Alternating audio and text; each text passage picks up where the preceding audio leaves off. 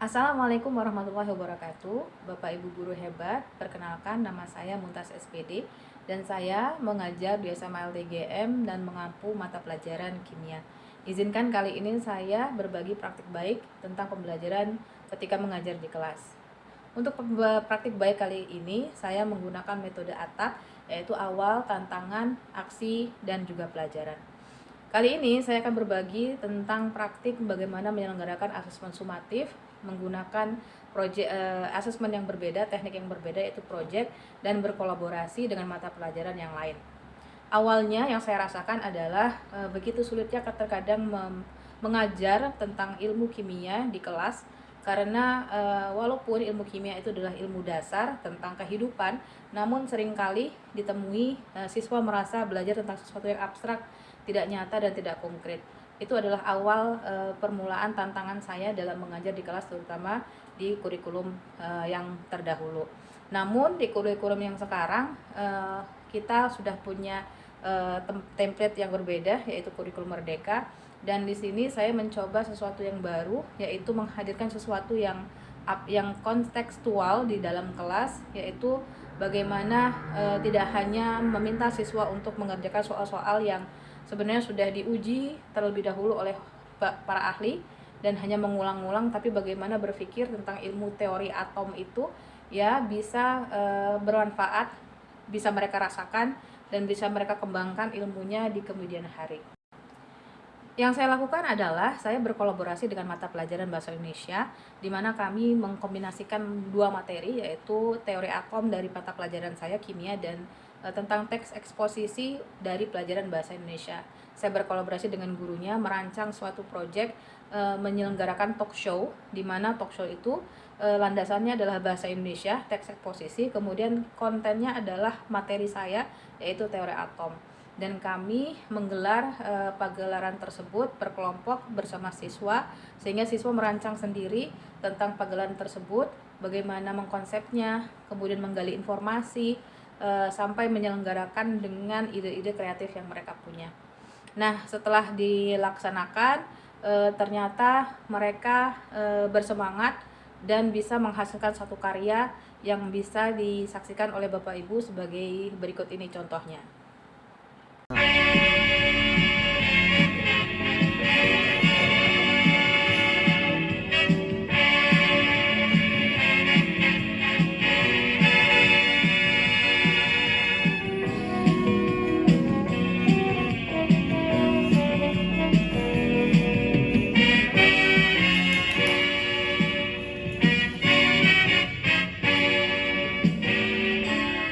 Assalamualaikum warahmatullahi wabarakatuh. Waalaikumsalam warahmatullahi wabarakatuh. Selamat pagi penonton semua. Pagi. Baik, sepertinya semangat sekali ya pada hari ini.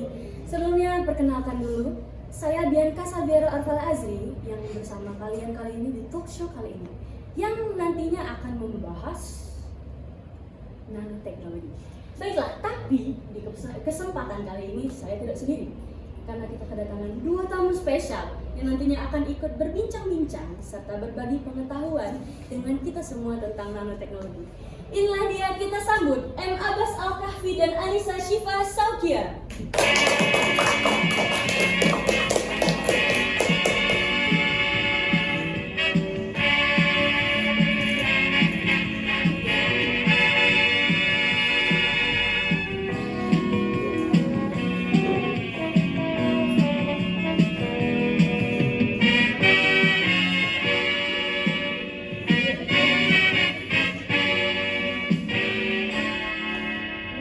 Halo Abbas dan Nisa, selamat pagi.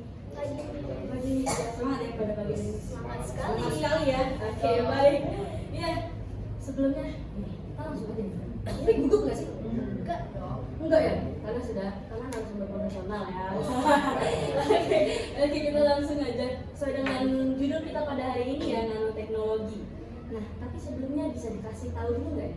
Apa sih pengertian dari nanoteknologi itu? Oke, jadi nanoteknologi secara sederhananya merupakan teknologi pada rekayasa material dalam skala nanometer. Ya betul seperti yang telah dikatakan saudari Nisa. Nanoteknologi merupakan konsep yang memanfaatkan struktur atom. Apabila struktur atom tersebut berukuran nanometer, maka akan terjadi sifat-sifat baru yang luar biasa.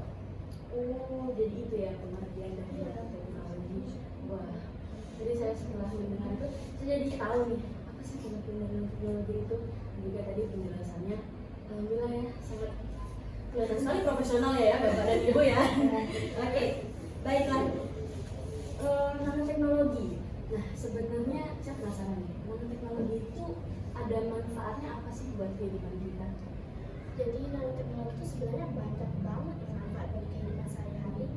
Ya meliputi aplikasi pada industri baja, industri polimer, industri kemasan, peralatan olahraga, industri farmasi dan kesehatan.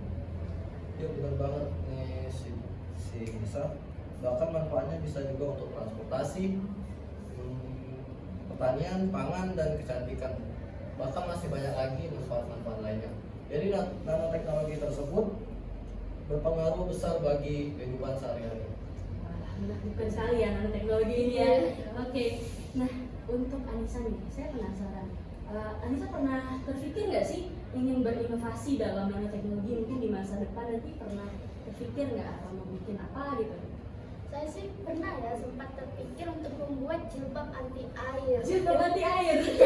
Wah, Karena itu mungkin bisa didukung dalam material nanoteknologi dan mungkin banyak apa ya sangat berguna berguna bagi muslim muslimah. Iya, ya benar sekali ya. Jilbab anti air. Wah, jilbab saya kalau sekarang kalau anti air nanti saya mandi saya.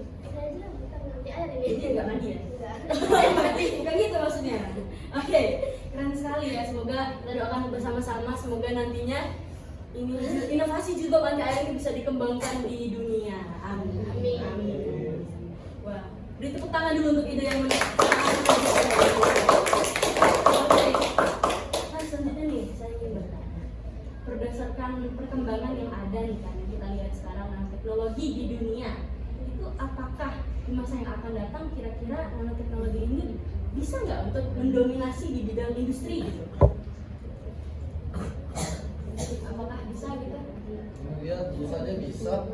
Setelah kita berkaca-kaca pada nanoteknologi, pada masa zaman sekarang aja nanoteknologi sudah diperkembangkan pada industri-industri besar, ya sudah bisa dibilang maju. Maka tentu saja pada masa yang akan datang hal tersebut dapat mendominasi di bidang industri. Oke, baik. Jadi mungkin kesimpulannya nanoteknologi ini adalah satu hal yang dapat berpengaruh besar ya untuk kehidupan manusia. Betul sekali ya. Wah, sangat menambah wawasan saya dan kita semua ya tentang nanoteknologi. Iya. Baiklah, mungkin terima kasih Abbas dan Nisa sudah ikut berbincang dan berbagi pengetahuan tentang nanoteknologi bersama kita semua. Semoga kita dapat berjumpa di talk show berikutnya. Ya, terima kasih juga biar. Oke.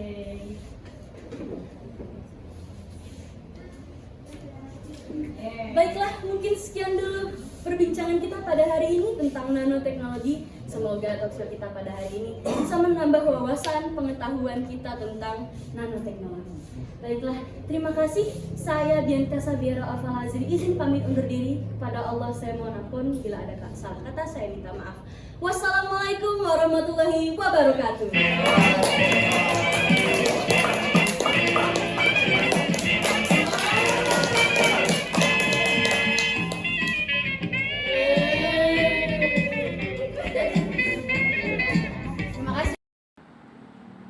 Dan setelah selesai semua pagelaran yang dihasilkan oleh siswa, yang ditampilkan oleh siswa, terdapat beberapa pelajaran yang saya rasakan, yaitu yang pertama adalah siswa lebih bersemangat karena ini adalah kolaborasi dua mata pelajaran sehingga lebih efisien dalam assessment, satu penilaian untuk dua mata pelajaran sehingga siswa lebih diuntungkan, lebih efisien. Kemudian yang kedua adalah dalam proyek tersebut siswa merasa lebih kontekstual memaknai materi tersebut, tidak hanya teori yang mereka kerjakan ya, padahal materi teori itu sudah ditemukan oleh para ahli, tapi di sini mereka mencoba untuk mengeksplor gitu apa gunanya belajar materi tentang teori atom. Kemudian sekarang kita kenal dengan nanoteknologi, manfaatnya seperti apa, kedepannya seperti apa. Dan itu mereka pahami sendiri, mereka eksplorasi sendiri, sehingga pemahamannya jauh lebih bermakna mereka lakukan dibandingkan hanya belajar dengan mengerjakan soal-soal saja. Kemudian yang pelajaran selanjutnya adalah siswa merasa bersemangat ya, dan yang saya nilai adalah ternyata mereka mewujudkan profil pelajar Pancasila dengan bekerja dengan tim, berbagi peran, mewujudkan tujuan bersama. Ada yang menggali informasi, ada yang tugasnya di belakang layar, ada yang tugasnya untuk mengeksplorasi, ada yang tampil dan lain sebagainya dalam satu kelompok, sehingga kerjasama tim itu sangat menentukan keberhasilan mereka. Jadi satu asesmen tapi mencakup semua penilaian dari aspek sikap, kognitif, bahkan keterampilannya. Dan semua siswa merasa senang karena punya aktivitas yang bermanfaat terhadap kegiatan tersebut.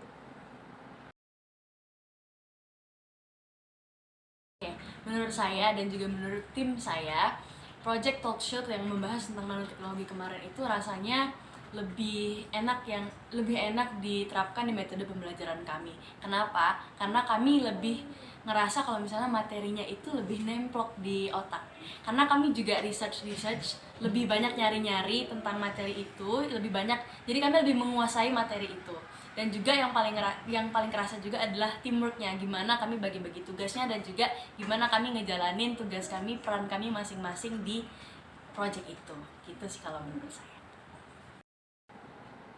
Demikianlah Bapak Ibu praktik baik yang sudah saya lakukan di dalam kelas, dan alhamdulillah setelah melaksanakan kurikulum Merdeka begitu banyak perubahan yang terjadi. Yang tadinya hanya belajar, hanya mengejar nilai, namun sekarang ada hal-hal tertentu yang ingin dicapai, yaitu bagaimana siswa belajar tidak hanya belajar teori, tapi bagaimana materi itu bisa bermanfaat, kemudian bisa mereka pahami secara kontekstual, tidak hanya hal-hal yang bersifat teoritis saja. Mudah-mudahan bermanfaat bagi kita semua. Terima kasih, sampai jumpa. Wassalamualaikum warahmatullahi wabarakatuh.